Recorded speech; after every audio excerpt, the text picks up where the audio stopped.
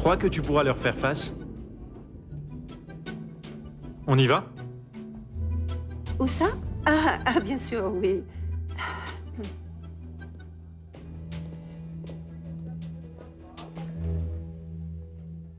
Que crois-tu, Jean-Francisco? Quoi? Mon petit chocolat voulait venir, mais comme il sait qu'à chaque fois que tu le vois, ta pression augmente, il a décidé que non. Non, non, c'est faux. Ah, ces gens de couleur, ils exagèrent vraiment. Tu sais, Miguel m'a aussi demandé de te transmettre ses amitiés. Il n'a pas pu venir car il avait 2 rendez-vous professionnels. Tu sais d'ailleurs, moi je l'aime bien ce Miguel. Tant Il mieux. nous a tenus compagnie tout le temps, tu sais.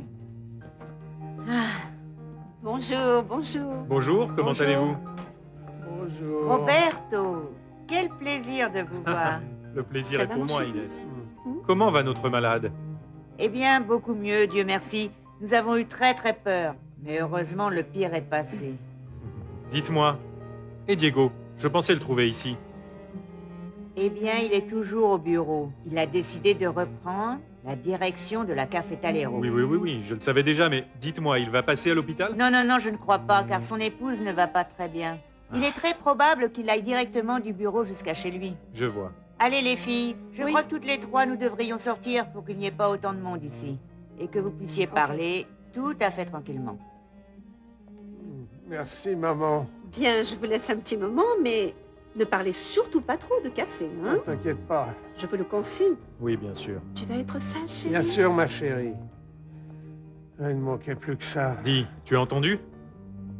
Oui. Parfait, eh bien, comme nous n'avons pas le droit de parler du café, eh bien alors, nous allons devoir rester là, à nous regarder. Tu sais, j'ai bien essayé de rester ici sans penser au café. Ne pas en parler ni rien, mais je n'y arrive pas du tout. Et dis-moi, tu te sens suffisamment en forme pour reprendre tes activités? Eh bien, tu vois, le dernier électrocardiogramme qu'ils m'ont fait indiquait que... Eh bien, que mon rythme cardiaque avait monté de 2 points. Attendez un peu. Ah, c'est cela, 2 points, très exactement. C'est comme si le café tout à coup fluctuait de 1,90 par exemple, et tout ce... Jean-Francisco. Je vais bien, Mais- ma chérie. Ou plutôt, je me sens un peu comme si j'avais attrapé, tu sais, cette maladie terrible du café. Ah. Non, Oui. ne prononce pas ce mot, je t'en supplie, Jean-Francisco. Bon, ça suffit, non? Je vous en prie, vous avez suffisamment parlé de café, de travail, de maladie et de tout ça. Oui, ma chérie. D'accord? Bien sûr, tout ce que tu voudras, es têtu chérie. comme une mule. Mon amour. Oui, c'est vrai. À plus tard, grand-mère. Mm. Excusez-moi. Fabien. Diego, ça va? J'ai appris que tu étais revenu à la Cafetalero. Je m'en réjouis beaucoup. On verra comment ça se passe. Je vais devoir embaucher des gens pour s'occuper de la bourse. Non, ce n'est pas le plus pratique. Mais bon, si tu penses que c'est nécessaire... Et Bérénice, comment va-t-elle? Eh bien, plutôt mal. Sa grossesse ne se passe pas très bien jusqu'à présent. Tu sais, maintenant qu'elle est en ville, ça va s'arranger. Non, ne crois pas ça. Ça la perturbe d'être ici. À cause de Paloma, tu te souviens? Oui, c'est juste. Tu te réconcilies avec Barbara ou c'est sérieux le divorce? Eh bien, imagine... En octobre, je me marie avec Marcia. Tu te parles sérieusement? Oui. Et tu es invité. La fête sera au Plaza à New York. J'espère que tu pourras venir. Diego, ça tombe bien que tu sois là. J'ai besoin de te parler. Bien sûr. Comment ça va, mon oncle? Beaucoup, beaucoup mieux. Bien, on vous laisse pour que vous puissiez discuter. Si. Non, merci, ce n'est pas nécessaire. Je t'offre un café, Diego. J'imagine que tu es au courant que j'ai repris la direction du Café Talero. Oui, mais ce n'est pas de cela dont je souhaiterais parler avec toi. Excusez-moi. À plus tard. Vas-y. Attends. Oui. Qu'est-ce qui se passe? Je viens de réaliser que cela ne nous convient pas que Diego reste à Mexico, maman. Il faut qu'il retourne à l'hacienda. Ah, je t'en prie, Fabien. Qu'est-ce que tu veux dire par là? Écoute, maman, s'il reste à la présidence de la Cafetalero, il peut croiser à tout moment Elena Olivares. Et pour nous, ce serait fatal. Oui, peut-être. Mais le problème, c'est que c'est ton père qui lui a demandé de rester. Nous ne pouvons pas Allez, intervenir. maman, parle-en à Bernardo, d'accord?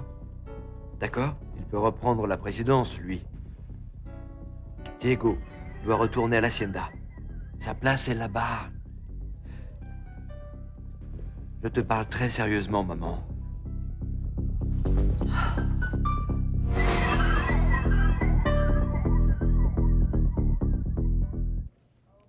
Comment? Oui, cela m'a été pratiquement impossible de lui dire non. J'ai dû la recevoir. Mais qu'est-ce qu'elle veut? Eh bien, écoute Diego. Avant de continuer, je dois te dire très clairement que moi, personnellement, ce problème entre Elena Olivares et sa dispute avec ta famille ne me regarde pas.